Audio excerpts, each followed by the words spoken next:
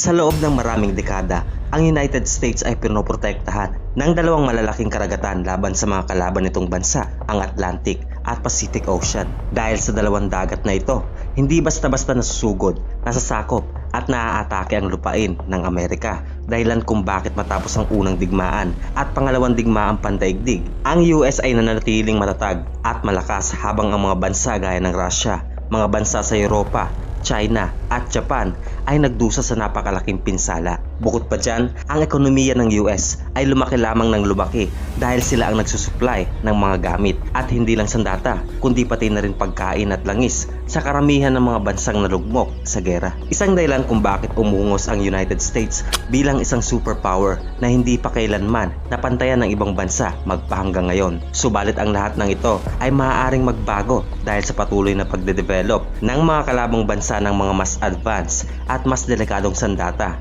na kayang-kayang umabot sa mga states ng Amerika. Dahilan kung bakit kapag hindi kumilos ang Amerika ngayon, malaki ang tsansa na maungusan sila ng mga nag-uusbungang bansa ngayon, lalong-lalo na ng China. Ang Golden Dome na kaya ang sagot sa lahat ng ito? Well, yan ang malalaman natin. Pero bago ang lahat, paki-like ng video at mag-subscribe na sa ating channel kung mahilig ka sa mga ganitong uri ng content. Sisimulan na natin. Bukod sa dalawang dagat, ang malaking alas ng US laban sa mga kalabang bansa ay ang Air Force Base nila sa iba't ibang bahagi ng mundo. Mga base militar sa mga bansa na kaalyado nila gaya ng mga bansa sa Middle East, Guam, Hawaii, Japan, Australia at marami pang iba. Dahil sa presensya ng mga Air Force bases na ito, kampante ang United States na kaya nilang i-deter o labanan ng mga kalabang bansa nang hindi umaabot sa kanilang homeland o sariling bansa. Ngunit sa panahon ngayon, nanganganib na ang kasiguraduhan na ito dahil sa mga advanced na teknolohiya ng mga kalaban pagdating sa mga cruise missile, ballistic missile at mga hypersonic missile. Halimbawa na lang ang China. Sa loob lamang ng maikling panahon, ang China ay nakagawa ng mga makabagong missile gaya ng cruise at ballistic missile na kayang-kayang umabot sa mga base ng Estados Unidos. Gaya na lamang nitong nakaraang taon, ayon sa report, ang China ay nakapag-develop ng mga pangmalayuang missile system na kayang umabot sa Japan, dito sa Pilipinas at pati na rin sa Guam na pagmamay-ari ng United States. Gaya na lamang ng DF-41, isang 4th generation intercontinental ballistic missile. At ang China ay isa pa lamang sa mga banta. November taong 2024, ang North Korea ay nagyabang sa buong mundo sa pamamagitan ng pag-test ng isang makabago nilang intercontinental ballistic missile. Tawag ni Kim dito ay ang pinakamalakas na missile sa buong mundo. Siyempre pag nagyabang ka, sagad mo na.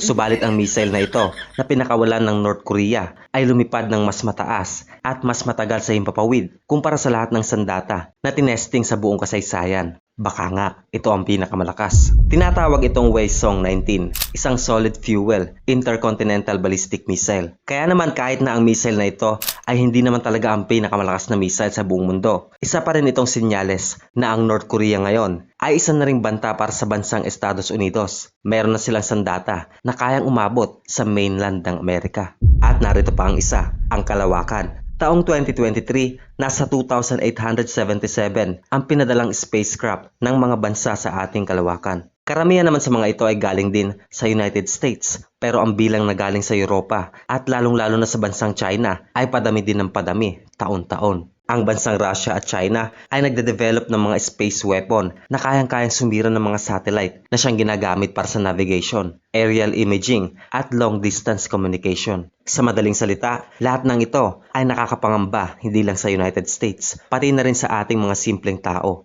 At ang dalawang dagat, hindi na nito kayang protektahan ng US sa mga kalaban. Noong panahon ng Cold War, tanging Russia lamang ang may abilidad na makipagkompetensya sa United States pagdating sa teknolohiya ng mga missile at missile system. Pero nitong nakaraang dekada, kasali na pati ang China sa pagde-develop ng mga advanced na missile para umatake sa mga kalaban nito. Subalit, ang bansang United States ay gagawin ng lahat para protektahan ang lupa nito laban sa mga kalabang bansa at siya na nga ang ginagawa nila sa panahon ngayon.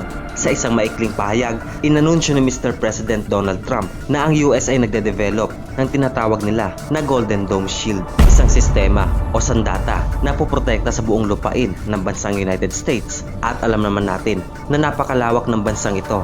Kaya naman siguradong malaking budget din ang kailangan dito at pag-uusapan natin yan maya-maya lang. Ayon sa Presidente ng Amerika, ang proyektong ito ay magiging dahilan kung bakit magiging untouchable ang bansang US laban sa mga kalabang bansa. Ang China at Russia naman ay nagulat sa anunsyo dahil isa itong malaking banta laban sa kanilang seguridad. Dahil sa binalita ni President Trump, maaaring mawalan ng saysay o mawalan ng kwenta ang mga long-range weapon ng mga bansa gaya ng China at ng Russia. Mga long-range weapon na ginugugulan nila ng pera at ilang dekada para lamang masiguro na aabot ang sandata nila sa lupa ng United States. May 20, kasalukuyang taon, inannounce ni President Donald Trump ang pagsisimula nila sa isang proyekto na tinatawag ng Golden Dome na naglalayong promotekta sa bansang United States pagdating sa iba't ibang uri ng aerial threats o mga banta galing sa himpapawid. Ayon kay Trump, ang proyektong ito ay gagana sa loob ng 3 taon magmula ngayon at meron pa itong success rate na malapit daw sa 100%.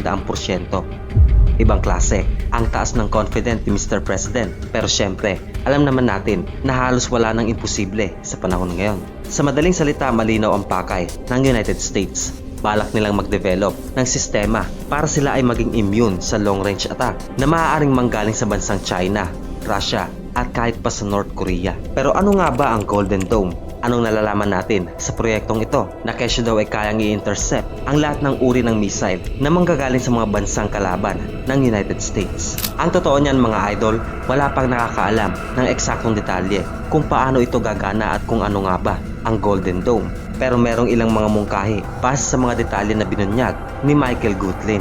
Siya ang Vice Chief of Space Operation at ang tinalagang opisyal ni President Trump upang mabuo at dalhin sa realidad ang Golden Dome. Ito ang mga sinabi niya patungkol sa proyekto. Have been quickly modernizing their nuclear forces, building out ballistic missiles capable of hosting multiple warheads, building out hypersonic missiles capable of attacking the United States within an hour and traveling at 6,000 miles an hour, building cruise missiles that can navigate around our radar and our defenses, and building submarines that can sneak up on our shores, and worse yet, building space weapons. Sa madaling salita, ang Russia at China ay patuloy na lumalakas at nagiging advanced sa teknolohiya. At ang abilidad ng US sa mga panahon ngayon ay maaaring hindi na sapat para labanan ang patuloy na paglakas ng dalawang bansang ito. Tama ang mga sinabi ni Gutlin dahil nitong Mayo lamang, nagpahiwatig ang China na meron na silang hypersonic missile na may bilis lang naman na aabot sa Mach 20 o sa madaling salita, 20 beses na mas mabilis sa speed of sound. Ang mga missile na ito ay maaaring i-launch sa mga satellite, ground-based launchers at sa iba pang mga platform. Dahilan kung bakit marami ng opsyon ang China kung sakaling mapapalaban sila sa bansang Amerika. Sa kabilang banda, ang Russia ay babad din sa pagde-develop ng mga hypersonic na armas. Base sa mga pag-aaral, maaaring ang Russia ngayon ay nagde-develop ng 3 uri ng hypersonic missile at posibleng operational na ito o kaya naman ay malapit nang magamit. Ang Russia ay nagsimulang mag-develop ng sistemang ito mula pa noong 2018. Ito ang unang taon kung saan inanunsyo ng presidente nila na si Vladimir Putin ang tungkol sa mga hypersonic weapon na ginagawa nila. At kasama ang mga missile na dinedevelop ng China, malinaw sa Amerika na hindi na sila ligtas sa mga darating pang dekada. Isa itong pagbabago na hindi kailanman babaliwalain ng bansang Amerika. Isa namang magandang balita na ang mismong Pangulo na si Donald Trump ang head ng proyektong ito. Ayon naman sa The Guardian, si Gutlin ay isang 4-star general na kilala sa Pentagon na isang competent at isang bihasang operator. Bukod pa dyan, siya din ay isang eksperto pagdating sa mga missile defense system na siya namang kinakailangan para mabuo ang proyekto na Golden Dome. Dahil sa Golden Dome, malinaw na pinapabatid ng US sa Russia at China na wala silang balak tumiklop. Maaaring gumagawa kayo ng mga sandata na kayang lumipad sa bilis na hindi pa nasasaksihan sa buong kasaysayan. Pero pag tinira nyo ang mga yan, meron kaming sistema na nakahanda para pigilan ang mga missile na yan sa kanilang biyahe pa lang. Ang mga pag-atake nyo ay pipigilan ng aming depensa, kaya naman agad kaming makakapag-counter-attack. Pwes malapit dyan ang pinaka-adhikain o magiging gamit ng Golden Dome. Pero paano nga ba magiging katotohanan ang sistema na ito? Pwes ang sagot dyan ay simple lamang, limpak-limpak na pera, as in napakalaking halaga. Ayon sa presidente, ang Golden Dome ay magkakahalaga ng $175 billion para mabuo sa loob ng susunod na 3 taon. Yan ay nasa 1/5 ng pondo ng US sa kanilang military na umaabot sa halagang $895 billion sa taong 2025. Napakalaking halaga para sa napakalaking proyekto. Ayon naman sa ibang sources, maaaring hindi lang 175 billion ang magiging halaga ng proyektong ito bago pa ito matapos. Siyempre kailangan ito ng napakaraming stocks ng missiles at kung ano pa mang mga kinakailangan para gumana ang sistema at mag-intercept ng mga missile mula sa ibang bansa. Ayon sa Congressional Budget Office, ang huling estimate sa proyektong ito ay maaaring umabot sa tumataginting na $540 billion sa mga susunod na 2 dekada. Sa madaling salita, malaki ang ibabawas nito sa bansang United States sa kanilang budget hanggang sa mga susunod pang mga taon. Kaya naman sigurado na ang Golden Dome ay mangangailangan ng napakalaking halagang pera. Pero ang hindi pa malinaw ay kung paano nga ba ito gagana. Gaya nga ng sabi natin kanina, wala pang nakakaalam ng eksaktong paraan kung paano nga ba ito gagana. Tanging ang Pentagon lang at si President Donald Trump dahil syempre hindi naman sila ganun kaano para ibunyag agad ang buong detalye ng proyektong ito. Pero isa lang ang sigurado sa lahat, ang Golden Dome ay gagamit ng space-based system o sa madaling salita, mga satellite at spacecraft. Ang mga space-based system na ito ay ang pinakasusi ng Golden Dome Project. Hindi rin naman ito ang kauna-unahang beses na sinubukan ng United States na palakasin ang abilidad ng kanilang mga space missile dahil ang Golden Dome ay kadalasang sinasabi na ang pagpapatuloy ng proyekto na nais ng presidente noon na si Ronald Reagan. Tinawag ng mga media at kritiko na Star Wars ang proyekto na nais ng dating Pangulo na si Ronald Reagan dahil tila ba imposible ang gusto niyang mangyari. Well, imposible sa teknolohiya noon, pero ngayon, maaaring magkatotoo na ang lahat ng ito. Tinigil ang proyekto na nais ng dating Pangulo na si Reagan dahil masyado itong ambisyoso sa mga panahong iyon, 1980, na hindi pa nga kilala ang internet noon. Pero dahil sa mabilis na pag-unlad ng US sa loob ng 4 na dekada, maaaring meron na silang kakayahan na magawa ang tila ba imposible na proyekto noon. Pero paano nga ba talaga gagana ang sinasabing space-based system na ito? Well, dalawa lang yan. Mga missile interceptors at mga satellite. Sa madaling salita, sasalangan nila ng mga missile at interceptors ang mga satellite nila sa kalawakan upang doon magmula ang pag-atake sa mga papalapit na banta sa kanilang bansa. Isang bagay naman na sobrang delikado at bawal na bawal ayon sa Outer Space Treaty taong 1967 kung saan naglalayon ito na walang bansa ang dapat maglagay ng nuclear at mga sandata ng pang-mass destruction sa ibabaw ng kalawakan. Ayon naman kay Chance Saltzman, Chief of Space Operations General, ang US ay kailangan gumawa ng space interceptor pero mas malupit dahil hindi lang basta space interceptor ang nais ng bansang Estados Unidos. Nais nilang gumawa ng interceptor na tatargetin agad ang missile ng kalaban sa boost phase pa lang nito. Nais nilang pabagsakin agad ang mga missile na papunta sa US para sumabog ito habang malayo pa sa kanilang bansa. Teka lang, ano nga ba yung boost phase? Ang missile boost phase ay ang una sa mga stages kung saan tinitira ang isang missile. Ito yung papaliparin pa lang ito sa kalawakan. Ito ang nagbibigay ng enerhiya sa missile hanggang sa umabot ito sa mid-course phase kung saan babiyahin na ito sa kanyang target. Di kalaunan, hahantong naman ito sa terminal phase kung saan naman babagsak na ito sa target. So dahil nais ng US na pabagsakin ang missile ng kalaban sa boost phase pa lang, isang malaking hamon sa kanila ang gawin ang bagay na ito dahil ang boost phase ay hindi tumatagal. Ayaw ng United States na makalayo ang missile ng Russia at China sa kanilang bansa.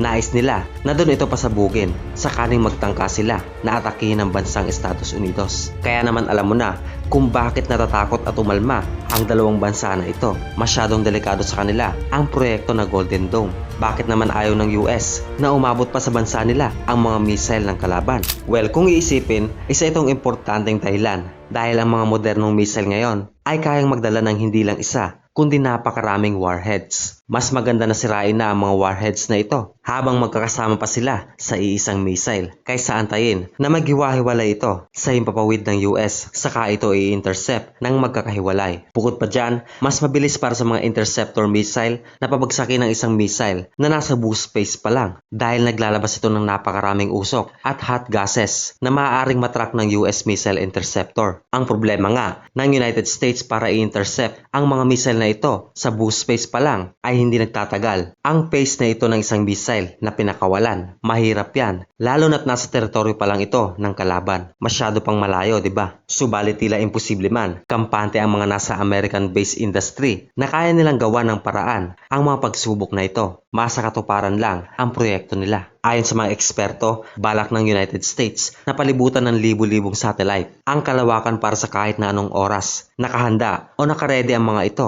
sa mga posible na pag-atake ng kalaban. Meron ding bali-balita na masasangkot ang bilyonaryo na si Elon Musk sa proyektong ito, pero wala pang malinaw na anunsyo patungkol dito. Kung sakali man na magiging totoo ang sinasabi o kayang gawin ng nasabing proyekto na Golden Dome, matatapos na ang MAD o ang Mutually Assured Destruction. Ito ay isang doctrine sa mga military na kung sakali mang may dalawang superpower na bansa ang humantong sa isang nuclear war, sigurado na parehong bansa ang magdurusa. Parehong ang umatake at dumidepensa ay madudurog sa punto na hindi na ito makakabangon pa. Isang dahilan kung bakit hindi mapalagay ang Russia at China sa balita ni Trump patungkol sa Golden Dome. Dahil mangangahulugan ito na magiging walang bisa ang kanilang mga nuclear weapons. O kahit na mapinsala man nila ang US, ay siguradong hindi magiging patas ang resulta dahil sa proyekto na Golden Dome. Ano naman ang panganib na dala ng pagbuo ng Amerika sa Golden Dome? Pwes ayon sa mga eksperto, ang paggagawa ng isang advanced na air defense system na ito ay maaaring mauwi sa isang arms race, lalong-lalo na sa kalawakan, na masasabi natin talaga namang nakakapangamba para sa ating mga tao. Isipin mo na lang, may mga lumulutang na bomba sa taas ng langit.